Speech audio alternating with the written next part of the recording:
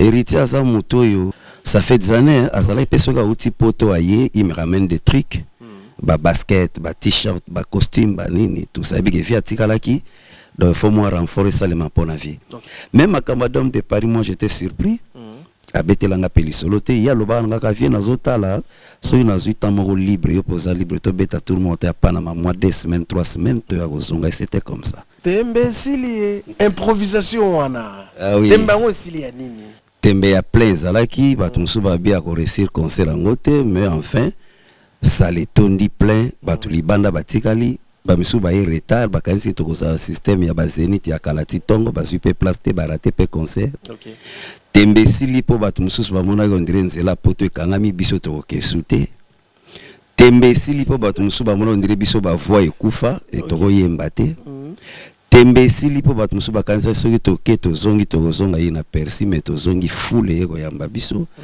ye bana masina o jili kimbanseke boya tosenga na nzambe alimbisa bango tosengi na yawe alimbisa bango na mabe basala babomelanga lenkuru na mabe basala babomelanga iwemba ekomama na biblia ke na ntango ya nsuka botosi ekozanga bana epaya bakulutu toka mwanive totanga 2 Timothée chapitre 3 mamunwe aibwala leonse na suki awao merci mawa kinke sere menea abane ko kotisa na voix yo bane ko bimisa ouais en fait ngana banda ko landa vie ceux qui azo sala exercice na ye na landa kaye na bon c'est un grand frère à moi to bando fana ne boye azaye pena nda kwa loyembo lui chantait comme ya banda ko koti sa souffle akoyemba hayo noni nakanya tu vois abendi abimisi menga siko eza bongo te ngana yako comprendre habité vie siko fona na leke mupanzi ngasiko na sala mbula zo mitario to fandi na yo libala nano na mona vembanda na miso mianga hata nsangwa mpamba hata nsangwa mpamba na ino na mona donc ngana bimisa nanga donc c'est un moment technique c'est comme je disais l'autre fois biso tozala ki na banda kuna biso na tozo beta ba disque à 33 tours na ba 45 tours disque soki baby okoyo kezo nga moto na linga kite na musique na voix et tikali tek mais techniquement na système machin nga na yaki na bitenga siko na okabolango nde to yemba nzembo ya grand prêtre Didi Kinwani boye batosha bango nyoso badadi bola bateri mokratana bazo beta rythmique pende so tambola bien ngaler na yego yemba siko Didi luzingu nzambi tubaka na beto yo kempasio na ndinga nsuka ya pesaka Adamu na kati dene ngeta dia na mutoki ya mbunzu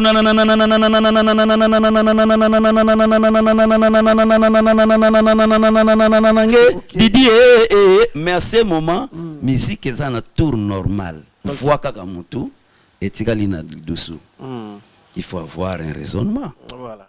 Il va faire son entrée, ya Jean Bampema par rapport à ce dimanche 22 juin 2025, fraîchement de Paris. Voilà, il est avec moi. Bon dimanche. Bonjour, merci. Vous allez bien? Je vais très bien. Vous êtes chez Golé. Ah oui, merci. Bonne santé. Très bien, très bien. Mourez vraiment bien. Très bien. Trop même. En forme. En super forme, en super forme. Paris tombe à Monaco après plusieurs années et ça l'a bandé. Non, vraiment, c'est pas là qui trop. Et d'ailleurs, c'est en moi on a profité pour remercier Bango, Japan Kasuku Suprême, Patrick Depanama le millionnaire, Ambara Pascal le grand coopérant, Doué Dépense au grand monsieur. Donc Bango Nyoso mon vieux, Mavemba Mporo l'empereur, donc j'étais vraiment bien reçu. J'ai dit un grand merci Nanzambe Penazo Senga Pambola héritier Watanabe Goga. Voilà. Voilà, je vous accompagne. Merci beaucoup. Très bien, nous sommes en direct, encore une fois, avec Jean Bampema. Félicitations. C'est vraiment une surprise, hein, spécialement cette chanson Coach. Ah oui. Oui, et première fois, vraiment, Natalia, on a étendu, Sikoka Lelo. Donc, Natalia, on a 10 heures, na téléphone. Mais là, c'est ma toute première fois dans la télévision. Bon, j'ai dit un grand merci à mon réalisateur Patrick Baba en direct. Ok. Voilà, classe A. Trop super. Et qui est bien. Très bien. Très bien. Classe A, vraiment, ça va. Natika ki bango na ba répétition. Et puis, na yegoson na kuti bango vraiment ba progresser, ça va. Je dis encore un grand merci à Guy Badjo. Qui nous a apporté encore une main forte. Donc Guy Badjo a eu son mouvement. Et ça libisopé bien. Monotoria. Molotoria. Molotoria. Oui. C'est le titre de l'album. C'est le titre de l'album. Molotoria. En fait, Molotoria, c'est un style. Mais na linga ki style ango, to me mango na cadre ya titre ya album. Donc, Molotoria. Molokai et Victoria. Nous entrons par Molokai, Tozui Molo, Tozo Bimelana Victoria, Tozui Toria. Tosangi c'est ça, li Molo Toria. Pourquoi Molo Toria? Parce que c'est du viva la musique. Donc Molokai, Victoria, Molokai c'est viva. Victoria zaka branche moko ebimaki na kati ya Molokai etengami mopanzi boye, mais zaka viva. Et ça le la paix classe A et ça branche moko ebimi etengami mopanzi mais nzete ezaka ka Molokai. Molokai. Donc ba généraux ya Molokai ka bato bazo sala makamwa. Continuité hein. Oui, continuité, il y a King Kester, il y a Bipolina Fulu, il y a Redi Amisi, Stino Mubi As de la Kurunta, les 12 Tozana Village Etemba, Mbuta Muta Vanda Pana. Il y a Pocadero, il y a Pati Pacheco, Chabron, Christian Lema, Sa Majesté, tout le monde, les Akaba branche, il y a Village Molokai quoi. Voilà, très bien, il y a Jean Bampema. Voilà, Dôme de Paris. Oui. Vous étiez témoin oculaire de cette production réussie de Héritier Watanabe. Ouais. Tout ce monde marche en arrière. Les sons il y a Poto, il y a Pocadero. Et la musique est bien batebele. Héritier Watanabe a accueilli l'Olivier nae a mimi na Panama. Mais tout lundi tout ça il va recherche par le bi. Premier fils d'Aristote. Oui, Aristote. Aristote a déjà vendre na Héritier Watanabe. Ouais. Il solo a eu qui héritier banda ça date de longtemps, ça date de longtemps. En fait, Héritier Asa Mutoyo ça fait des années, Azala Pesoga outil poto aye, il me ramène des trucs. Ba basket, ba t-shirt, ba costume, ba nini, tout ça bi via tikalaki. Donc il faut moi renforcer ça les pour la vie. Héritier Asa Mutoyo to kenda go beta na Guinée équatoriale pas président Obiangema. To beti wenge musique maison mère na viva la musique. Leur to beti concert ici li bango fallait bazwa vol na 11h bazonga kin. Biso to na vol à 14h. Il est venu dans ma chambre pour me dire viens na ngana tike le système oyo pour petuana na kin bo futele ata Minerval. Et là c'était pas Aristote, c'était Ribin. Héritier Asa Mutoyo, Aristote, mon premier fils, Léria Zwinda Kunayena Lemba. Il est venu me voir lobby, en tout cas, vieux, n'a moni, n'a vendanga mon simba te photo vandaka na pecho. On a tenu, oh, koka habité, zaka, tobunda kaka. Et il est parti. Depuis qu'il est parti avec son tata Lekila, jusqu'à aujourd'hui, Azonga Suepa Nangate. Toi-il est là, Aristote? Non, Aristote a kola, il fait sa vie. Non, Asa personne a hérité, t'es pas longa, ce n'est pas hérité, comme on a vu, n'a pas naïe. Moi, mon mobile, t'as bandi PVC, Kazo Bunda Kaka Seko. Donc, il y a plein de choses. Oh, peut-être Nako Loba Pona hérité, mais mon Anangatina. Mais si on a comique au Loba, peut-être les gens peuvent croire que to bandi Angoka Pona Poto. Il y a mon cousin Anderson Mbemba que j'ai sali, le chef coutumier. Il y a Banda Loba Nanga Picho yo hérité na Yohana. C'est que n'est-ce pas Yonaï? N'a pas Anderson. En bref, héritier c'est ma poche, héritier c'est moi. Donc abando suka so mtata héritier wata c'est moi. Ba collègue na yo mususu ba bandol ba sona leki na télé ba tuna mambo héritier bi. Botozo tuno kapoto tuno pote bi okokotela ye. Donc ba ba akokotela ye po pire petit na yele ki na yanda ku tout ça. Même à Camadom de Paris, moi j'étais surpris. abetelanga pe lisolo te ya loba ngaka vie nazotala so ina zuita moko libre yo posa libre to beta tout le monde ya pana ma mois 2 semaines 3 semaines to ya kozonga c'était comme ça. OK. J'étais surpris. SG na biso Chali abengi nga lobi vie cop moko za ba festival moko zo beta mana Al de la Gombe bazo so ba artiste biso to lingi yo po beta ngo mais ya na passeport po ba enregistrer yo. OK. Lobby ou a bio restaurant moko za na face à maison Schengen na kepe na comité to va na biso na mona siko ba musicien ya team mwata oh siko bino boye na ba musicien na ba musicien tene habité to so la kaka ba enregistrer biso na tout ça nzoka nde na yaki pobna zo passeport na tika ba pesa nga visa. J'étais surpris na yebata makambo voyage. Jour OK na mbala mo ba beta ka mbala moko petite sœur na nga basi lengi mto asenga na nu photocopie ya passeport. OK. Place ya numéro ya passeport na identité bo ya biso sala ka soka 5 yo bigé non peut-être moi 1000 moi 500 moi 50 moi 10 ekoya. Donc moi je croyais comme ça mais ezala inde makambo. Ma surprise mon récit hein. Ah oui, je dis merci à Dieu. Ya mona zolo banzambe fa pambola mwana mobali wana apesa ye longue vie. OK. Ba projet na yeko kisama asala pe pona batu mususu o asali pona biso parce que il y a plein de gens qui ont aussi envie à kokenda poto baya ka bakenda poto malgré ba miso bana envie pe bakimi mais bon Dieu seul sait. OK. Voilà, nous allons rentrer du côté de la réalisation pour suivre l'incarnation. C'était vraiment l'incarnation de Papa Wemba, d'Homme de Paris, avec Yajan Bampema. Ensuite, nous allons suivre l'arrivée aussi de Yajan Bampema après d'Homme de Paris. Est-ce qu'on peut y aller?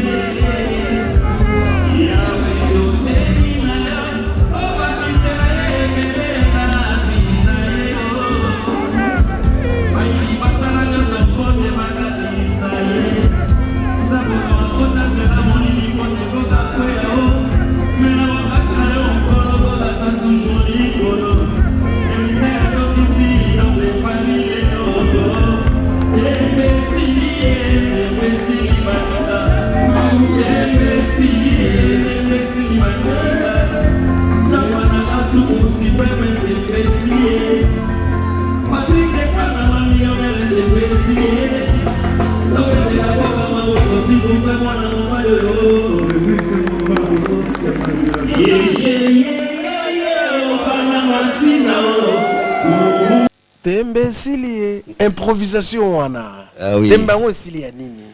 Tembe silit. Ya nini? Ba tembe zalaki belé. Ba msu ba Tembe ya plein. Tembe ya plein zalaki ba msu ba bia ko réussir concert ngote mais enfin ça les tondi plein ba tu libanda batikali ba msu ba y retard ba kanisi to ko sa système ya ba Zenith ya Kalati Tongo ba super place te ba rater pe concert. OK. Tembe sili po ba msu ba mona ko ndire nzela poto ekangami biso to kesute. Tembe sili po bato musu ba mona ndire biso ba voix ekufa et toko yemba te. Tembe sili po bato musu ba kanisa soki toke tozongi tozonga ye na persi mais tozongi fule yeko yamba biso. Tembe sili po bato musu ba kanisa ki ke Léon sa rolata danger te lelo mais lelo abeti danger. Tembe do ba tembe sili zebele. Eza trop. Yajan Bampema, badbaota la biso, avant de continuer échange na biso fructueux, tout quand nous voit na yo envoûtante na ba série ya ba voko na yo, ba singa inga ba bagili so les autres qui n'est bien, mais to yo kapé voir ngo ya Yajan, so les zakara na stade. Non, ils ont raison. Pour moni Léonce bato ebele ba zo moi négligence na makamba musique. Ils étaient chanteurs, aujourd'hui ils sont plus chanteurs. Pour la discipline et zalate. Il y a un moment public à zana pour ça soit to va na ba plateau boy ko loba loba te foyemba mingi mikolo na lobe la voix. Voix na. So iba musicien ba so yao. Faut ba yembaka. Oh, voilà. Il faut bayemba. Idéologie na biso émission. Faut yemba kaka. Voilà, heureusement. Voilà. Tout kanga etape nzete na biso makasio. Toke bana soya ngulu azamba moselu. Barenar bazana nse na ba parole sucrée. Bazo luke boakela bango fromage nzambe. L'amour na biso mpo biso tozanga Nanyango madame ya mpoto mere malu Nanyango mere première se maleo. Halata yoji ya mamoto na isemi yake. Defe Versace akufa na kombo ya mer malu na bongo na ye. Izala sunini. Mokola défilé ya Masanto momera salaki. Na défilé papa wemba ya Masanto momale présenté o. Femme africaine na suki se awa. Alléluia, amen. Voka la terre bizala sunde bande konanga ya bana changu to sengi na bana chambu alimbisa bango na beba ba soldat na mandoki me bakoka te kopekisa liwanzela etikelanga papa wemba na ngai. Ba soldat na grenade me bakoka te kokangeli liwanzela etikelanga lenkuru ya kao. Banganga nzambe losambo nini esengela kitosambela mpotele nkuru akufa te. Bakeli mibeko mobeko nini yango bopona kiteo na parlement de la mort. Walelo bakoma kosekanga ya Jean Bampema orphelin. Léon sakoma kotonganga butu moina nzela alobi apo katikala na ye orphelin. Oh. Jango imvunzi ozawa pie Yanga moteme komo suango. Oh bana masina oh. Jili kimbanseke. Boya tosenga na nzambe. Alimbisa bango. Tosengi na yawe. Alimbisa bango. Na mabe basala babo melanga lenkuru Na mambe basala babo melanga iwemba. Ekoma mana Biblia ke nantango ya nsuka. Botosi ekozanga bana epaya bakulutu. Toka mwanive totanga 2 Timothée chapitre 3. Mamunwe aibwala ve Léon sena suki awao. Merci. Mawa. Merci beaucoup l'artiste Yajan Apokadeo. Léon Soki fois. Ouais, toujours on maintenir. Soki fois. Ah, merci. Osons maintenir, hein. Merci. Vraiment, ça montre que vraiment stabilité. Il y a trop de discipline. Est-ce qu'on se pose des questions? Papa Wemba ne plus. Oui. Est-ce que Papa Wemba apparemment a tika vide dans la carte de musique congolaise? Si. Vide ya Gaillard ya Osakanate. D'abord, il y a l'exercice qu'il nous a laissé. Omoni rumba congolaise Léon se bandaka kala rumbe bandi pendana ba Grand Calais ba Vieux Franco ba Vieux Rochero et bandi Kokita et yena ba Papa Lutumba ba Tabba Viendombo Petum tout ça. Mais Papa Wemba c'est la seule personne, c'est le seul artiste congolais qui a frappé la porte de l'UNESCO pour que la rumba congolaise puisse prendre une chaise et se faire asseoir. Okay. C'est grâce à Papa Wemba. Il a sillonné les drapeaux de la rumba congolaise partout dans le monde entier. Okay. Alors, mission, on a le lopo, on donne la chance à tout le monde. Mais sauf, c'est pas facile. Okay. C'est pas facile. Est-ce que tu vas réussir à nous? Et puis, il n'est pas remplaçable. C'est ça aussi le grand problème. Nous devons faire un effort. Yakobi Misasusu, le leader d'opinion, on a force, on a idéologie, on a ameka kokumba susu rumba congolaise pour amemango plus loin. Oui. Voilà. On se pose des questions toujours, Yajan Bampema, toujours par rapport à la musique congolaise. Ces derniers temps, nous sentons des querelles, des antagonismes, des disputes entre binoba musiciens. Oui. Mais est-ce que tu reconnais tu vois? Non, au moni ngalo bakelo moko. Insulte. Ngalo bakelo moko Léonce. Je suis là pour parler de la musique. Okay. On a préféré que tu na bandako yemba na yemba. Okay. C'est ça mon métier. So moni mutazo na TV pa ko finga rabato. Il n'a pas des arguments solides. nde na ye penda boye funa ya kolobela makambo ya disque nanga ya orchestre nanga na loba tourner to utina Watanabe ko beta na Dôme de Paris. Comment ça s'est passé moi makambo to loba na beteli masolo Dôme de Paris to tie Nathalie ko to premier clip ya nzembo nanga ya album nanga la chanson Coach première fois natala na télévision awa et puis première télévision il a kisi image wana eza awa première émission eza ya bino et là j'ai chanté toso loba masolo ya rumba na papa wemba akwa bona banda koloba makambo ya mutu mususu afutinga me matambongo te soki siko nazana ba makambo te nakoya na bandi koloba héritier mutu pamba héritier nani alongwa kuna aboye akofi nani ngai boye. Non, non, non, ça c'est la distraction. Et d'ailleurs, nabenga kabatona ba immature. Baza vraiment ba immature batwana. Moi je peux pas mêler dans des bêtises comme ça. Bon, so yo fingi, tant yo fait un plateau de télévision. Quand je suis là, comme je suis là, mes enfants sont en train de me regarder. Là nous avons batona papa, toi tu étais passé à la télé pour aller injurier les gens. Quelle éducation. Nabenga kabango ba immature. Venez à la télé. Faites passer vos programmes. Loba ke na ko beta place te na ko beta place. So ke loba ko lobeza te vanda na ndako na yo. Lia mela. Ko ya te o kemela ba gene na yo o ya na ba télévision o banda ko finga ba tout ça et puis ça diminue la musique congolaise. C'est pas yango moni to lingi to so sa musique tangwa kala. Tang ba bando mona kala ke musicien za voyou. To comme une difficulté que bala bon na bato bazo non non musicien non basa ba voyou. To pesi musique en moins valeur mais to concevoir valeur en les ba musiciens sont les intellectuels ba musicien baso tanga ba classe na ba université to ça la moins différence to comment un système ya inzo ya ngolo camion ya ngolo nkento ya ngolo kumfuata ya ngolo ça vient to kindi ata bongo. Pourquoi koyaka na ba insulte na ba télévision koyaka na ba querelle inutile qui nous apporte rien. Ça ce sont des futilités toti comme ça on a ba immature. OK. Ngako tunamboka na ba kozwanga te. Yokutu ozana ozuna te. Ba kozwanga kutu te. Ata ba tongelinga immeuble yaka finga ba tunako yati. Si j'étais pas éduqué comme ça. Voilà. Très bien, il y a Jean Bampema. Ce qui tobi total tu as un clan. Tu as un clan Wenge. Tu as un quartier latin et ça la famille na bango élargi. Oui. Tu s'appelle un clan Viva la musique. Mais apparemment on se pose des questions. Où est parti Pacheco? Il est là, il devrait prendre l'avion avec nous l'autre fois, mais sauf qu'il y avait des petits couacs. Mais prochainement, on va partir avec lui. Ensemble, Wana, Totangi Pacheco, Totami, Tosité Bendoson, Chabron, Pompom Miyake, Tosha. Alors, dans l'ensemble, est-ce que tu veux revoir Bino Souté dans une production? Non, s'il y a un producteur, on va le faire, pourquoi pas. Toi, bien imité. Si le producteur a mon ami, a Pessibiso Fafio, Tosangana, Potosa, il a eu Lokomoko. On est dispo. Donc ça là c'est un calendrier paye à tout. OK. Tant on se bino bozo sala ngonga na déplacement na ke Angola bien na ke poto bien na ke Kikwit bien na ke Bulung bien na ke Idiofa. C'est quoi? Ngana ozalate. Mais est-ce qu'il faut disposer à temps poto sala ngo. S'il y a un producteur on va le faire, c'est pas un problème.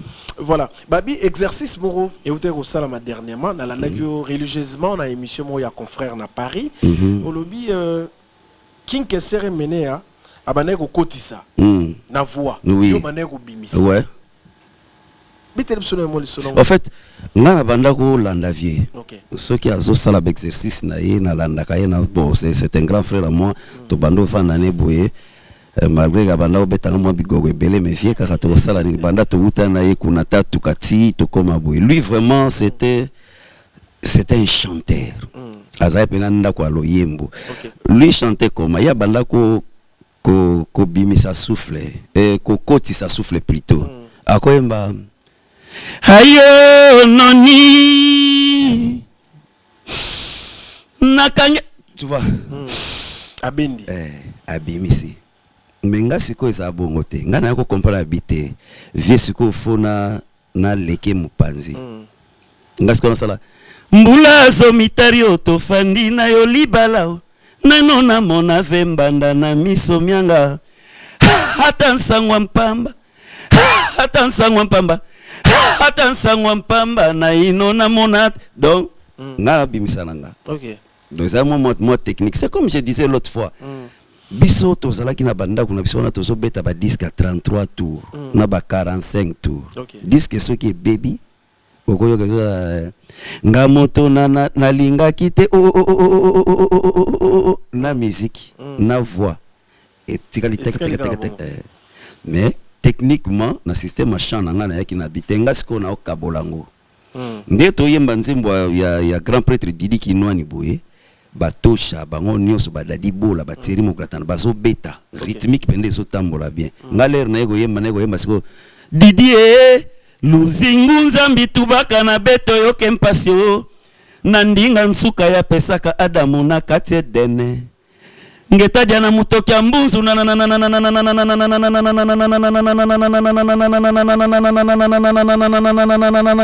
Didi mais à ce moment musique eza na tour normal voix kaka mutu etikali na dessous. Il faut avoir un raisonnement. Voilà, très bien, l'artiste Yajan Apocadero. C'était vraiment un réel plaisir de vous recevoir en direct. Merci beaucoup depuis Paris, Alpha Ngungu Château d'eau, à Pessoa Mbote. Alpha Château d'eau. Alpha Ngungu Château d'eau. Merci beaucoup à Missy Kimbeni, mais c'est propre. Berthe Monsolo Banque. Banque de France. Je n'oublie pas. Il y a Freddy Ngoma, nouvelle collection. À Zolanda Bisso, Bazébélé. Il y a Jean Matundu, au-delà de la fortune. Bon dimanche à vous. Voilà. Il y a Jean Bampema, déjà presque à la fin de notre échange. Classe A, tu es déjà coach. Oui. Et Bimi déjà, alors continuité à ma chanson. Si, c'est d'abord un album de 8 titres. Tu as 7 chansons, na générique. L'album est signé JDK Décor Production. Producteur, où a produit ça, Papa Wemba na Bercy. Producteur a produit ça King Kester mais c'est mon ami d'enfance JDK, c'est mon ami d'enfance. Ngam soit contrat à Bercy na lobby photo beta on a viva to beta. Et là d'ailleurs j'ai fait annoncer avant la fin de l'année les Zénith de Paris Apocadero et l'orchestre classe A tous à la Zénith de Paris. C'est une production signée JDK Décor. Vraiment mon producteur na PCMBO na ngana annoncé quand na battu qui quitte Babanda Roselanga pour le 30 juin fête indépendance. Je dis encore une fois merci na Mokonzi na biso ya qui quitte les maires de la ville Abbé Katiaka na PCMBO Abbé Ndiama Katiaka na PCMBO il a bien réfléchi. Alobi na biso ya Jean beaucoup beta na bino du 28 au 30 et ça 3 jours. Mais examen d'état et lingue salema bana bazana tamba préparer examen botike la bango temps basala nan examen d'état na bango ce qui est si moi je vous donne alors 11 jours. Bob ramener événement na bino du 31 juillet au 10 août. Donc qui quitte rendez-vous le 28 juillet na Rosala wana poto banda le 31 juillet le 10 août. Merci na Batonio Sobalandi Biso, équipe technique à Pesibino Mbote. J'ai dit, je souhaite un bon dimanche à Babi Bobozo, Jigal Ize, Batoazolanda Biso, son excellence Django Imfunzi. Dynamique, je suis Django, il n'a Pesibino Nyonso Mbote, ça frappe encore Bato Balanda Biso, en direct des poteaux, Japan Kasuku. Japan Kasuku, tu es là. Et puis un bon dimanche na Tateto. Tembanza Tateto, voilà. Et puis un grand merci à Léonce, mon frère, mon omboun. Pas égal, ça vaut pas la peine. Voilà. Merci beaucoup. Nous sommes arrivés à la fin de notre échange fructueux avec Yajan Bampema. Bon dimanche à vous. Il y a des démos passe, mot de passe. Bon dimanche à vous. Nous allons rentrer du côté de la réalisation pour prendre un élément, bien sûr, de Yajan Bampema, coach. Question de libérer l'artiste Yajan Bampema. Et c'est parti.